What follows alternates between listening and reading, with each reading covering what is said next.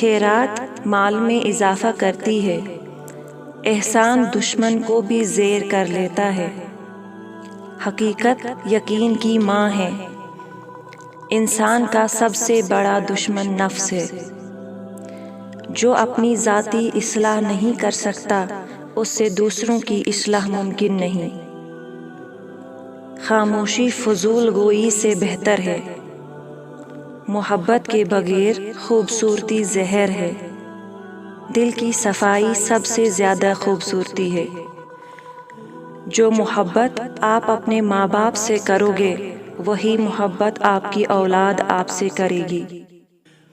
دنیا ایک بینک ہے، تم کو اس میں سے وہی چیز ملے گی جو تم نے جمع کی ہے۔ دنیا میں سب سے مشکل کام اپنی اصلاح ہے، اور سب سے سہل دوسروں پر نکتہ چینی ہے۔ امن چاہتے ہو تو اپنے کان اور آنکھ استعمال کرو، لیکن زبان بند رکھو۔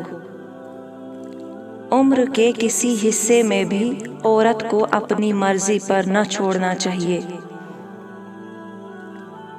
بیماری گھوڑے کی رفتار سے آتی ہے اور چینٹیوں کی رفتار سے جاتی ہے۔ آدمی کو خود اس کی ذات کے سوا دوسری چیز نقصان نہیں پہنچا سکتی۔